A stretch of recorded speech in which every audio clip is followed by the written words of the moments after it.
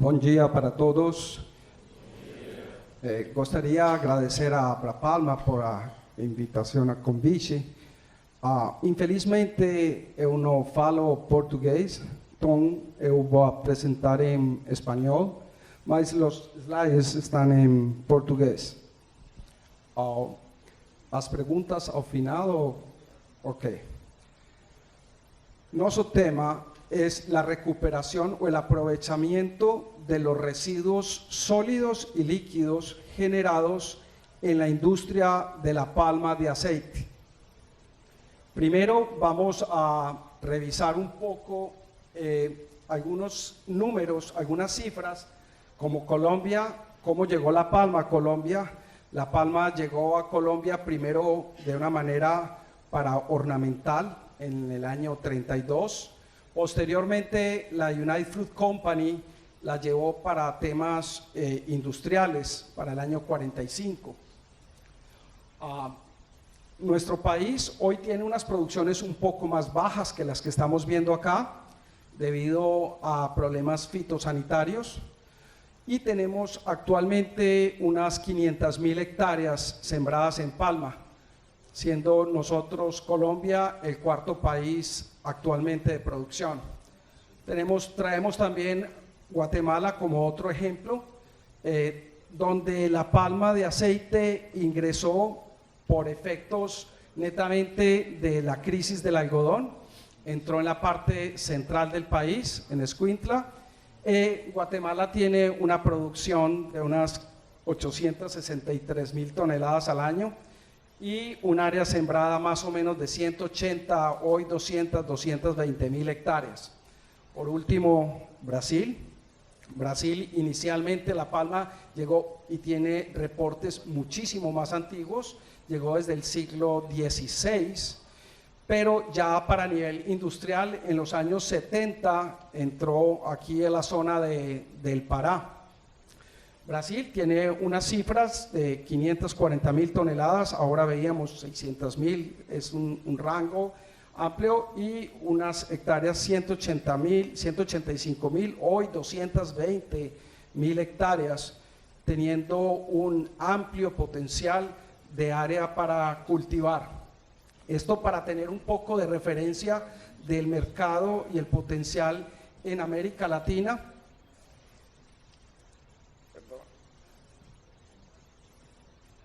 Vemos entonces de dónde salen los subproductos que estamos hablando.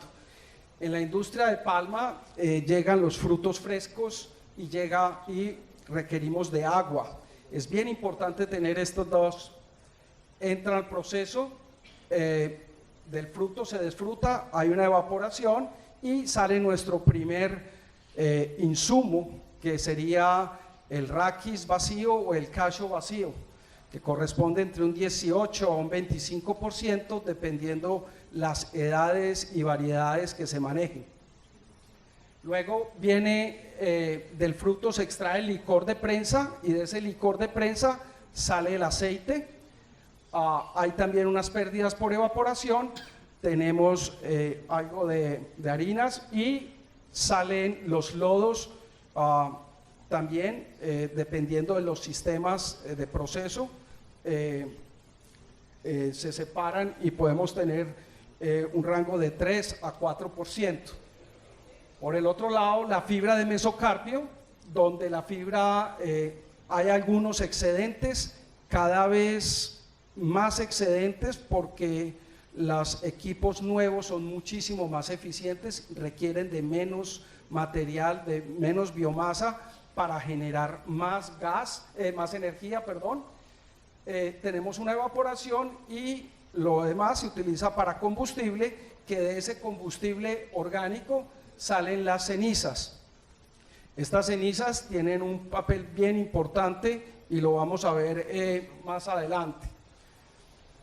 Es importante resaltar que de estos cuatro, en la parte sólida, y dentro de todo el proceso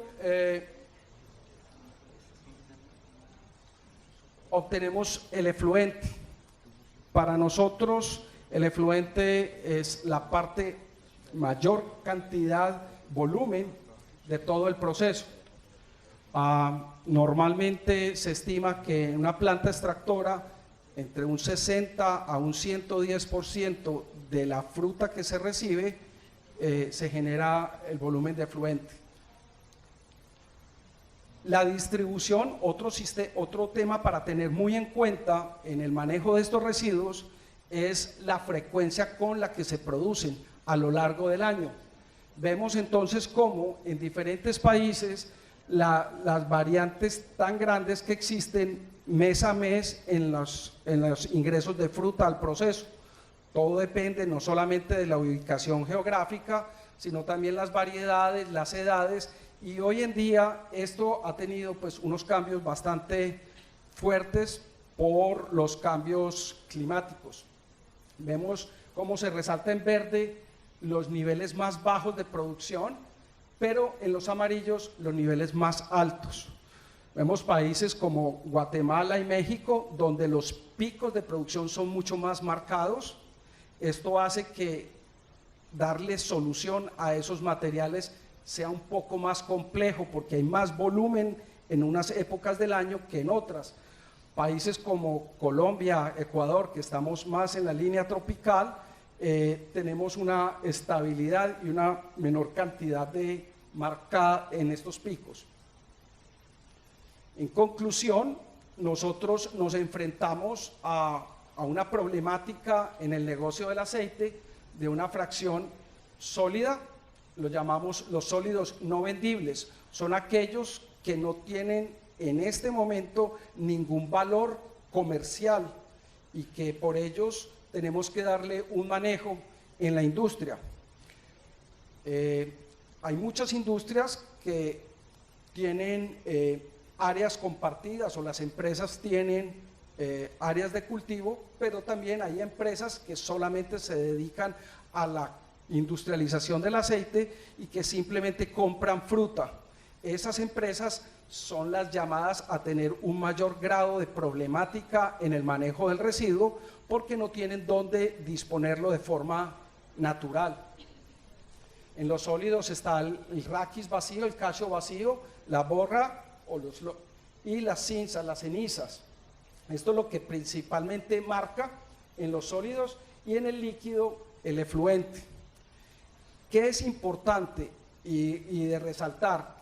Es una de las agroindustrias con un desbalance o con un rango tan grande entre la fracción líquida y la fracción sólida.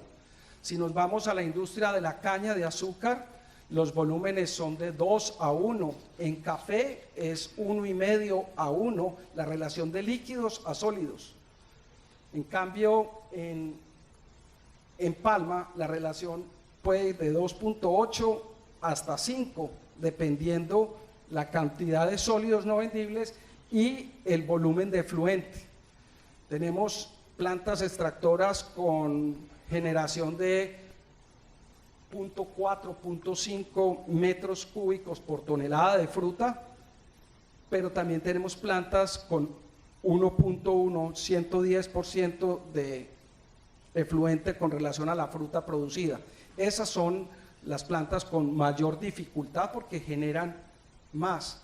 Adicionalmente, con los sistemas convencionales y en las áreas donde se siembra la palma, en los sistemas lagunares, ese volumen se alcanza a aumentar en más o menos un 20% por las precipitaciones. Aumentan en los sistemas lagunares esos volúmenes, entonces la problemática es aún mayor.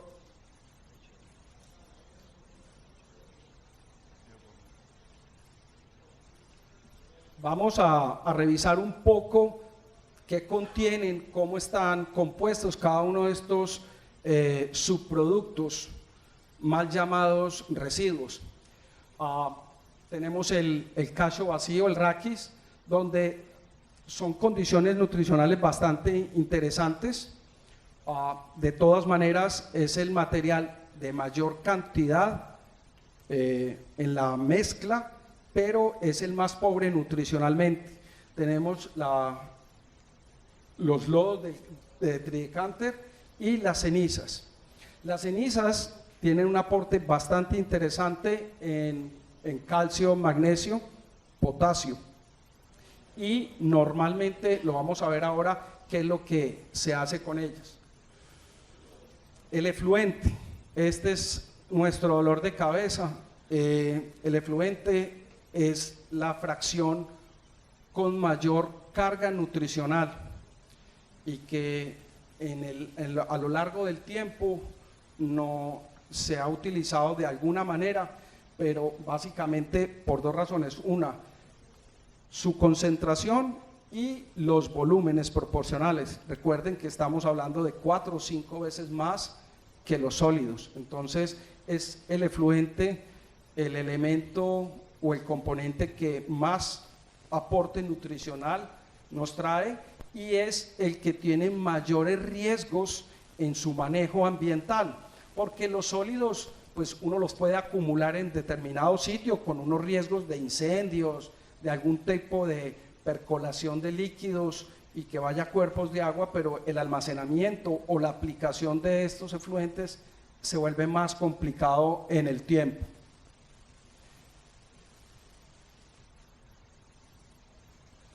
¿Qué se hace normalmente aquí en América Latina con los residuos sólidos?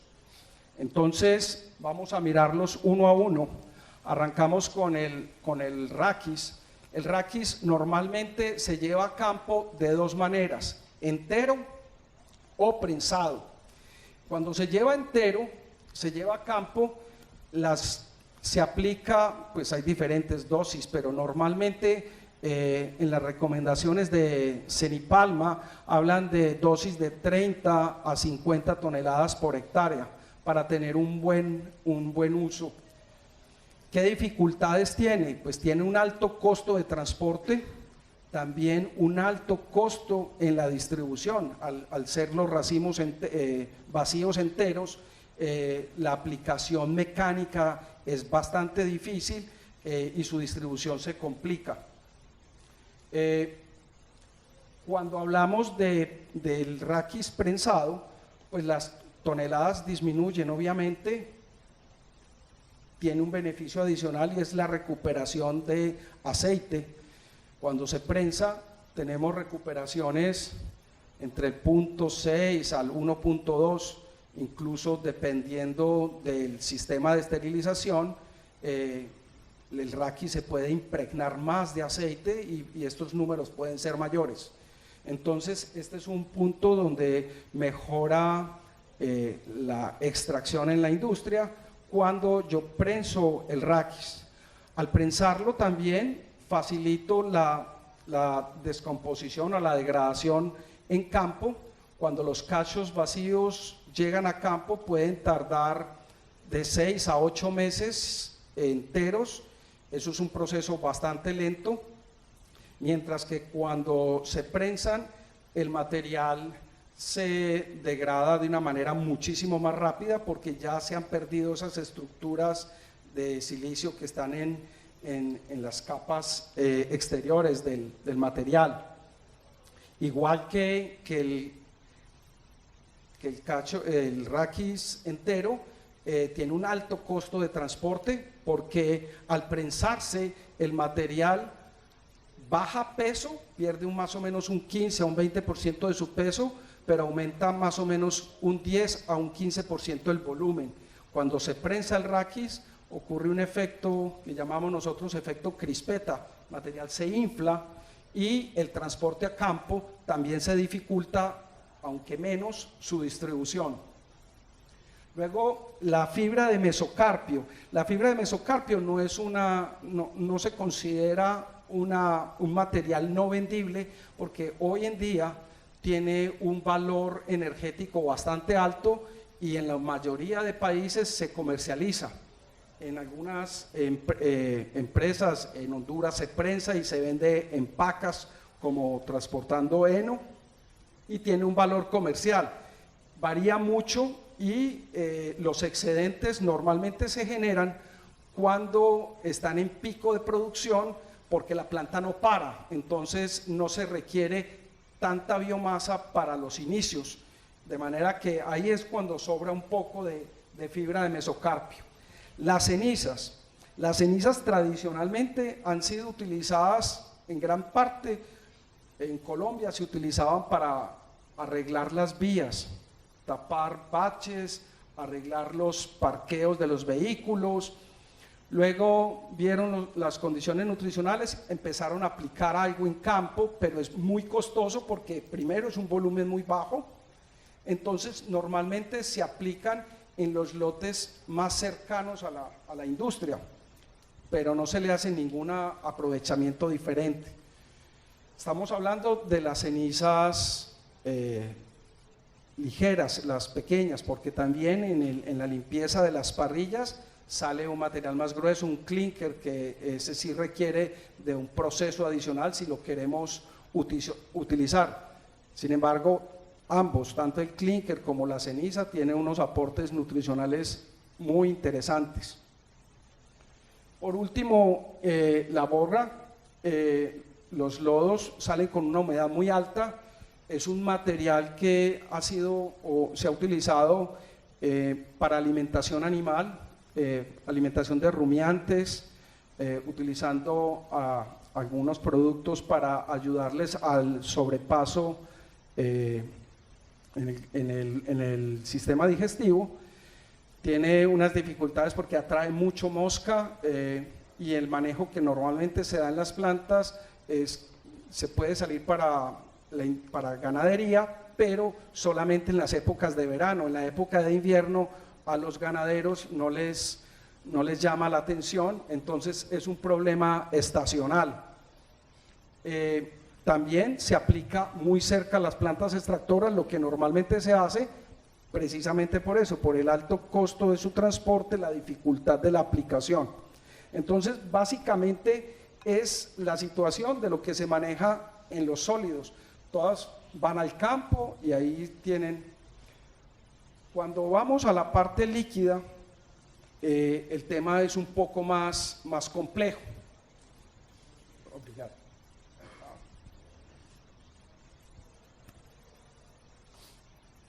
La parte líquida, en la parte líquida, en los sistemas, lo que más se ha trabajado en América Latina son los sistemas lagunares.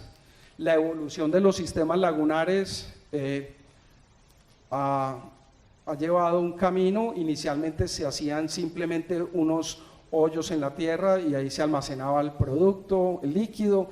Posteriormente, las regulaciones ambientales exigieron la impermeabilización y el sellado. Hoy en día, el trabajo con membranas sintéticas, bien sea PVC, HDPE, cualquiera de estos materiales, que impiden la infiltración de estos efluentes. No se nos olvide que el efluente, por su alta carga orgánica, es un líquido muy contaminante para cuerpos de agua.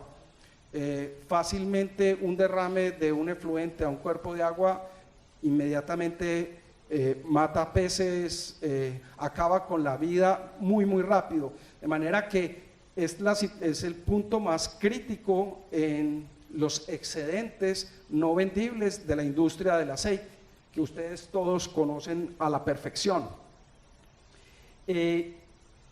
Estos sistemas lagunares han ido evolucionando, sin embargo, hoy en día, para cumplir esas normativas ambientales en cada uno de los países que cada vez se van cerrando, buscando más, lo simpático es que solo es en América, en Asia no ocurre lo mismo, se van cerrando y se van convirtiendo en que no son funcionales, porque requieren un proceso adicional de pulimento que hoy en día, para poderle modificar el color y acabar de terminar con la carga orgánica, se requiere de tratamientos químicos. Esos tratamientos químicos existen hoy en día en el mercado, son muy costosos y tienen una dificultad muy grande, y es su dosificación, porque la carga orgánica de lo efluente no es lineal, es dependiendo en el batch, en el momento en que sale de la industria, cuál es la carga. Entonces, garantizar una dosificación química para que el agua final cumpla con la norma es bastante complejo. Esa es una de las condiciones difíciles. Finalmente, se utiliza parte de lo que sale para darles solución a estos sistemas lagunares. Se tienen los sistemas de fertirrigación.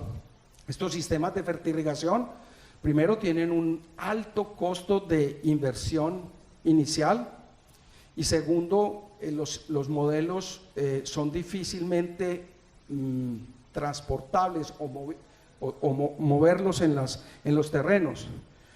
También hay que tener en cuenta que estos sistemas de fertirrigación solamente pueden ser implementados en plantaciones que tengan unas condiciones topográficas que eviten el riesgo de un lavado de nutrientes o una escorrentía a cuerpos de agua. Por eso los sistemas de fertirrigación son de muy delicado manejo en las épocas de invierno, debido a que fácilmente pueden llegar a los cuerpos de agua, y llegan a los cuerpos de agua posiblemente con una carga que esté dentro de la norma, pero su coloración hace que se conviertan en algo que usamos esta palabra en español muy escandaloso, muy llamativo, como la sangre. Entonces llega a cualquier cuerpo de agua y genera inmediatamente alertas y genera un malestar grande ante comunidades y ante las autoridades ambientales también. Entonces el tema de la fertirrigación es un sistema válido porque estoy aplicando estos lodos al campo, pero los estoy aplicando en un área muchísimo más reducida, primero, y segundo, con un alto riesgo de contaminación. Hay también otra alternativa, que es una alternativa no tanto para el manejo del efluente, sino para el aprovechamiento del efluente, y es la generación de biogás. La generación de biogás es bien interesante, tiene un aprovechamiento del gas metano que genera el proceso de transformación anaerobio de estos efluentes, pero al final del día no es una solución de manejo, porque voy a seguir teniendo unos lodos de purga para darles manejo, y adicionalmente a los lodos voy a tener un efluente que difícilmente cumple con las normas vigentes actuales. Baja muchísimo la carga, pero seguimos con condiciones o para fertirrigación o con tratamiento de pulimiento químico, de manera que es un proceso intermedio para darle un mayor aprovechamiento, con una alta inversión inicial y una devolución de la inversión a largo plazo. Son proyectos que tienen un payback no inferior a 8 o 10 años. Entonces, digamos que este es el panorama que tenemos todos los que estamos y me incluyo, a pesar de que no tengo ni una palma, pero estoy metido en el negocio desde hace unos 18 años. Esta es la problemática a la que nos enfrentamos. A lo largo del tiempo empezamos nosotros a pensar en alternativas diferentes, aprovechando con lo que contábamos y buscando una solución que fuera más integral, para darle una valorización o un aprovechamiento mejor a todos los sobrantes, no solamente sólidos sino también líquidos, y que mitigara el riesgo ambiental, obviamente dentro de un marco económicamente viable. Entonces es allí cuando presentamos nuestra solución.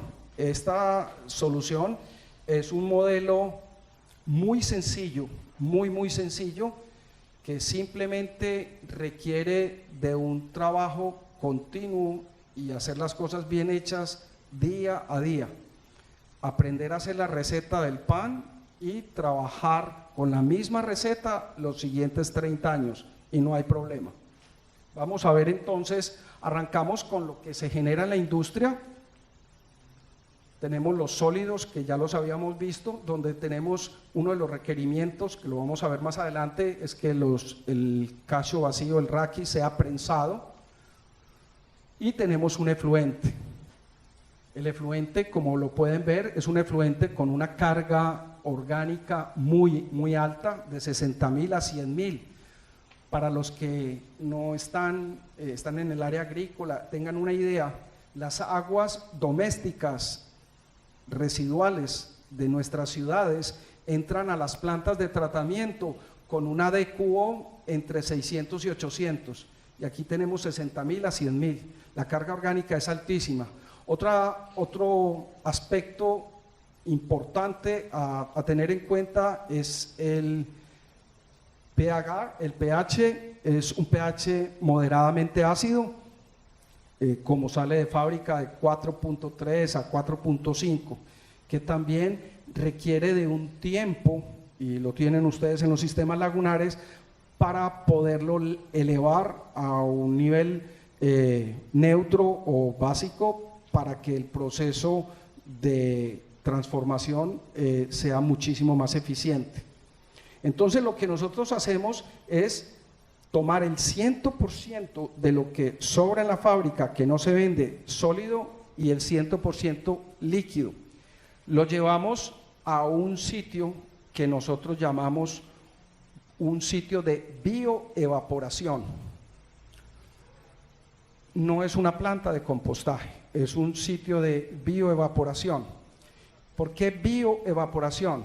Porque el proceso de evaporación lo hace el proceso de compostaje aerobio, donde se elevan las temperaturas, y por eso nosotros, con la ayuda de los microorganismos de la naturaleza, de forma gratuita, estamos recibiendo toda esa carga orgánica y se está alimentando ese proceso, que va en esta medida a generar un abono orgánico de excelente calidad.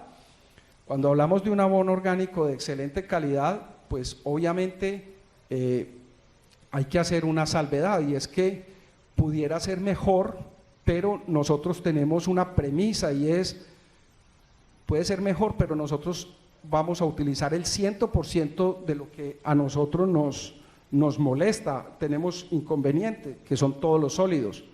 Entonces, posiblemente si yo aplicara un poco menos de cacho vacío o modificara la receta, este producto final pudiera ser un poco más rico, pero hay que tener como el objetivo principal es el aprovechamiento de los líquidos y de los sólidos, que no tenga que pensar en tener equipamientos para llevar a campo material sin procesar, sino que todo se procese, todo el sólido. Entonces tenemos el compost de buena calidad, que corresponde más o menos entre un 12 a un 14% de la fruta que entra a la planta extractora.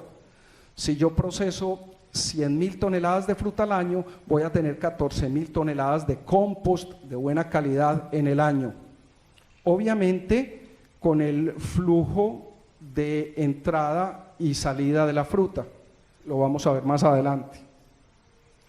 Vapor de agua, para mí este es el mayor beneficio de la planta de bioevaporación, donde nosotros podemos evaporar entre el 80 o el 100%.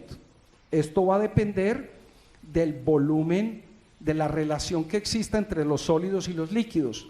Si yo tengo una planta extractora que tiene un efluente de 0.5, 0.6, puedo dar la garantía de que se va a evaporar el 100% del efluente. Cuando yo tengo tengo un ingreso de sólidos más o menos de un 20%.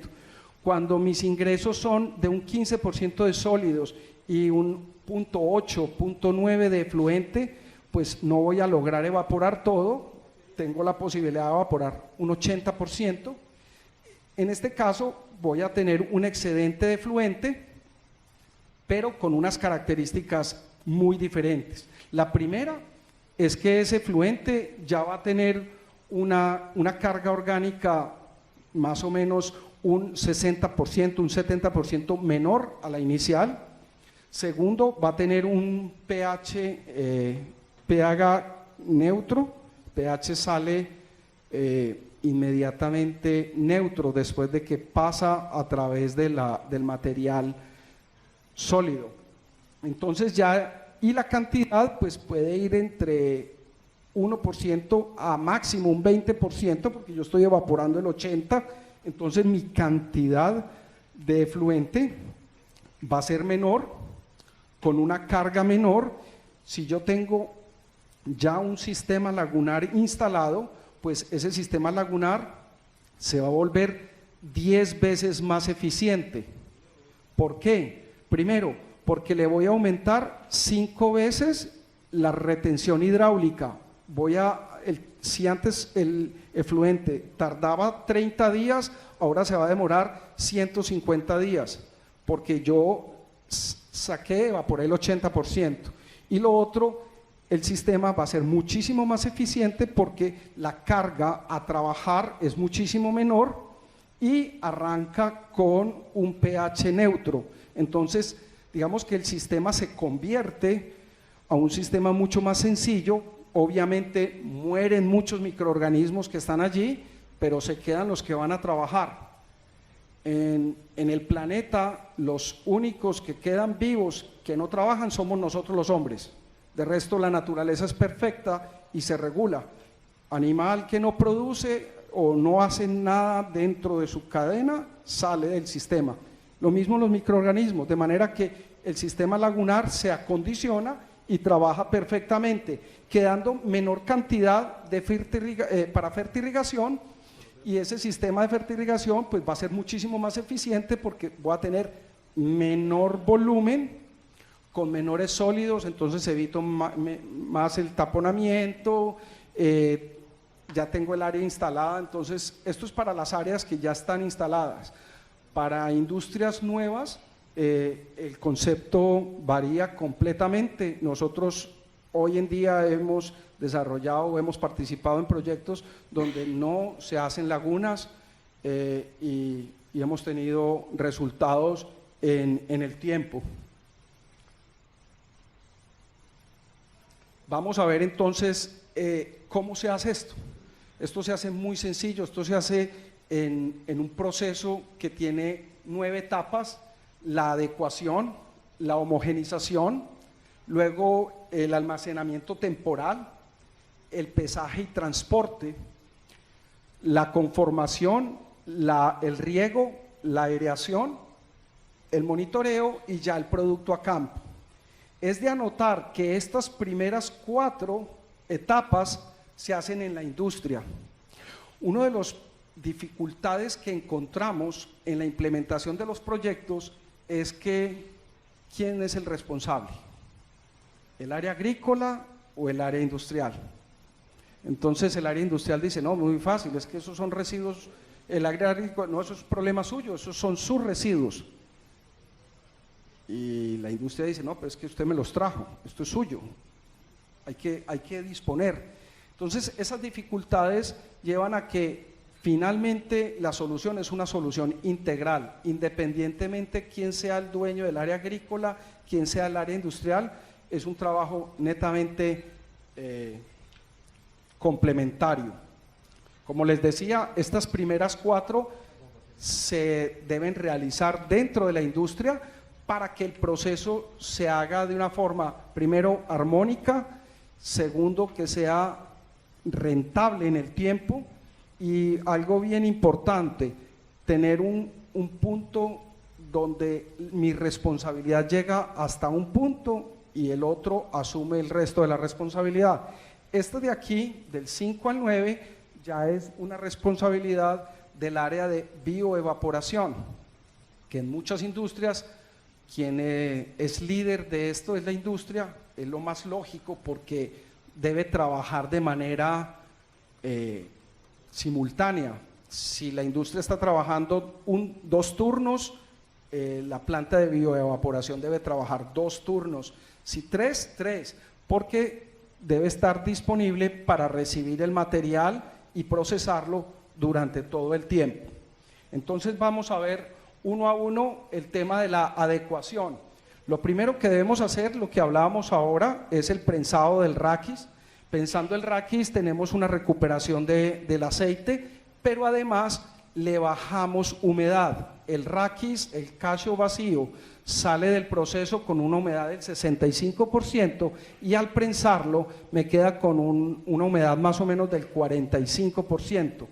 Esto nos ayuda o nos favorece para poder recibir el efluente y poder captar nutrientes y empezar a desdoblar estas fibras. Lo otro que favorece en el prensado es el rasgar estas fibras fuertes para que empiece el proceso de transformación muchísimo más rápido.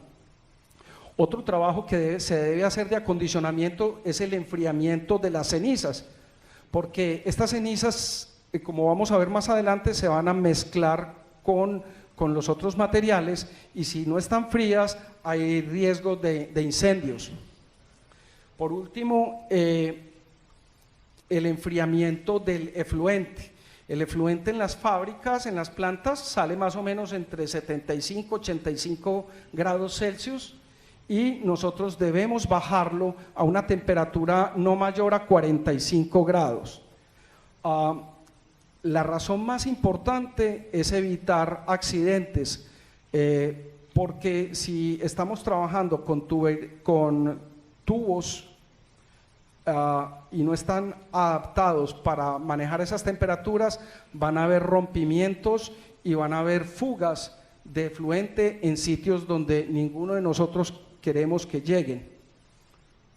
Lo otro es que como van a estar en contacto los empleados, los trabajadores, pues evitar un riesgo de quemado y por eso es que bajamos la temperatura. El último sería el biológico para no afectar mucho el sistema de microorganismos, pero efectivamente no es el que marca la diferencia.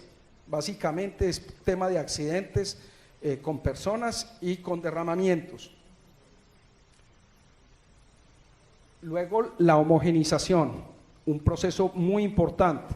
Nosotros requerimos de una homogenización antes de llevar al campo para garantizar de que estas materias primas, como las vieron ahora, son unas materias primas demasiado heterogéneas. La fibra del raquis vacío, las cenizas es polvo, el lodo es una crema, entonces ese tip es difícil si lo llevamos aparte. Y lo otro es que las proporciones son muy variadas. El raquis es el 85%, el 15% es el lodo y el 5% son las cenizas. Entonces, lograr una mezcla nos garantiza que el proceso se haga de una forma muchísimo más uniforme. Muchas personas creen que porque vamos a hacerle aireación mecánica posteriormente, allá se van a mezclar. Y eso no es cierto, porque si yo tengo allá adelante una ceniza y aquí tengo un lodo, pues la máquina va a girar acá, pero cuando esté aquí no va a mezclar con el de atrás, ya pasó. Entonces el material debe ir mezclado desde el inicio. Importante que estos procesos, todos estos procesos sean de flujo continuo y no afecten la extracción del aceite. O sea, no nos podemos olvidar que el core del negocio es producir aceite. Estos son los residuos. Esto no puede afectar y por eso tenemos que hacerlo de una forma ágil y que tengan opciones de evacuación si se presenta algún tipo de dificultad. No podemos parar el proceso porque alguno de estos puntos, de estos 9 puntos, nos afecten. De manera que el sistema es un sistema que tiene una versatilidad muy alta y permite tomar decisiones en el camino que van a ocurrir en los siguientes 30 años para poder salvar y que no se suspenda la extracción de aceite. El almacenamiento temporal es bien interesante porque ya lo tenemos mezclado. Ahora lo que necesitamos es tenerlo en un sitio para no descargarlo en el piso. Si yo lo descargo en el piso, tengo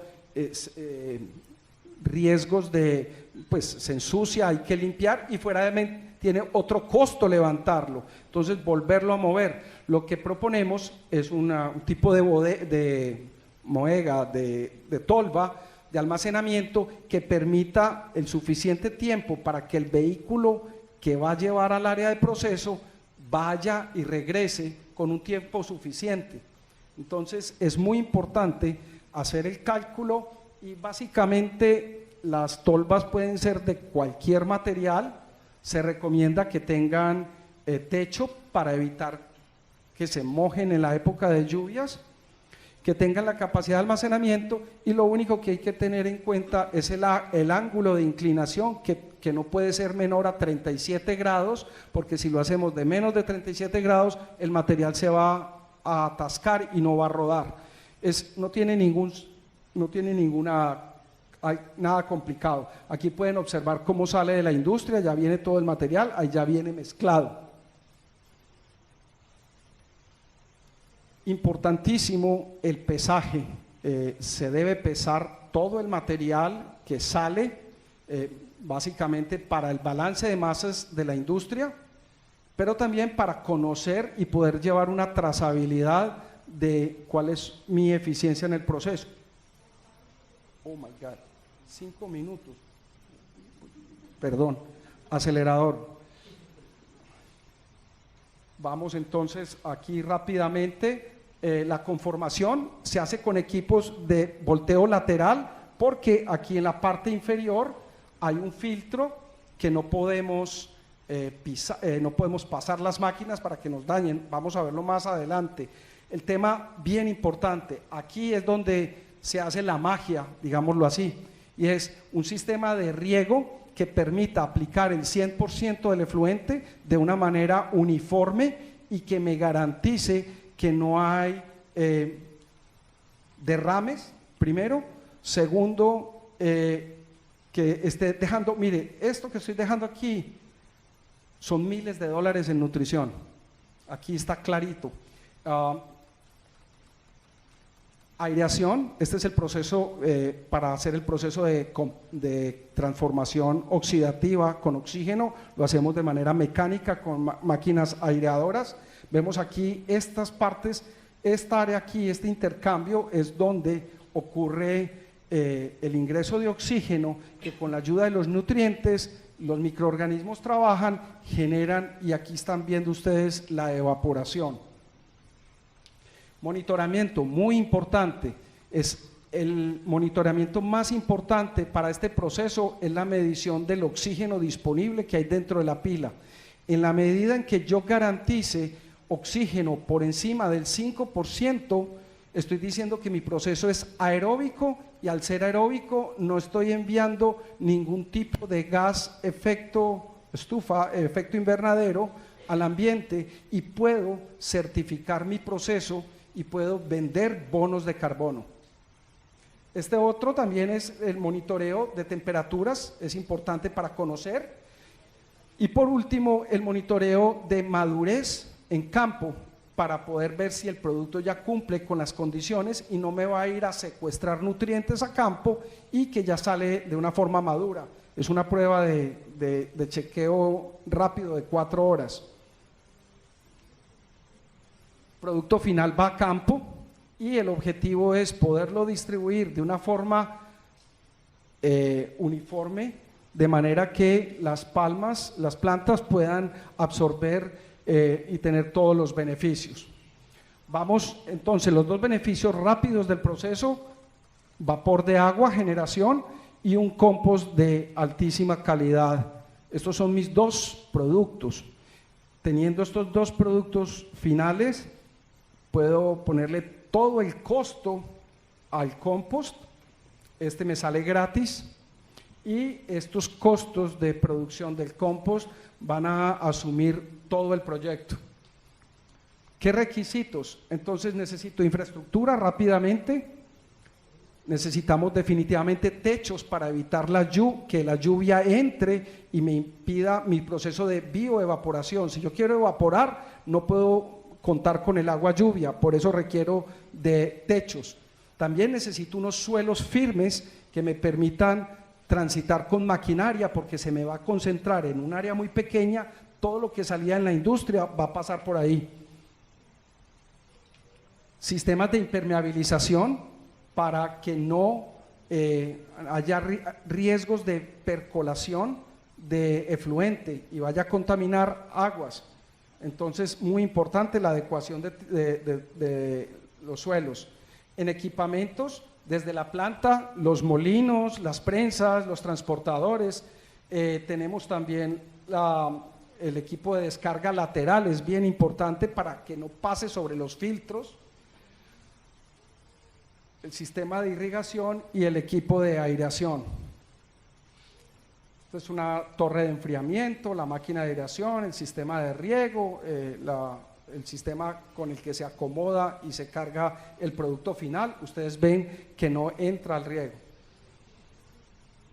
El equipo de personas, básicamente necesitamos un líder por turno, auxiliares de datos, porque es muy importante la trazabilidad, el conocer lo que se generó, dónde llegó, a qué lote se aplicó, y de esa manera poder tener los resultados que podemos compartir y que podemos revisar junto con el área agrícola y con la parte nutricional, que es lo más importante aquí.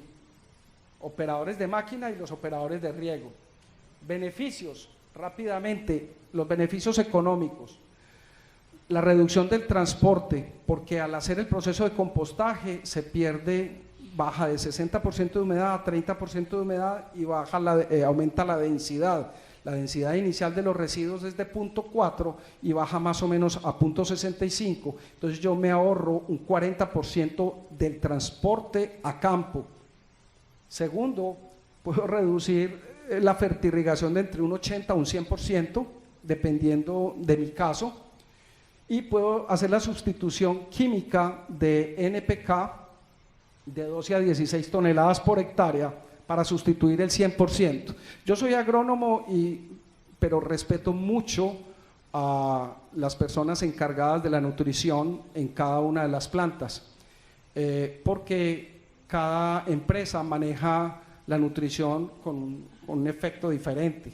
Pero les quiero comentar algo, hoy tenemos resultados en campo de aplicaciones consecutivas, concentradas en 3.000 hectáreas, estamos hablando de un área ya significativa, durante 3 años, solamente compost, 15.5 toneladas por hectárea de compost, con una adición de boro y una adición de silicio, y pasaron de 24 toneladas por hectárea a 26 toneladas por hectárea. Este año ya aumentaron la dosis de compost de 15.5, la subieron a 20 para poder mantener los requerimientos de la planta con 26 toneladas. Ese dato de las 26 toneladas es en las 3.000 hectáreas y es un dato que con trazabilidad se tiene bastante bien monitoreado. Beneficios ambientales, la reducción de gases de efecto invernadero por la evaporación del efluente, esta no tiene precio, si yo logro evaporar el 100% me quito mi dolor de cabeza. Otro bien interesante es que como tengo todo en techos, yo puedo recolectar el agua lluvia y utilizarla en mi proceso.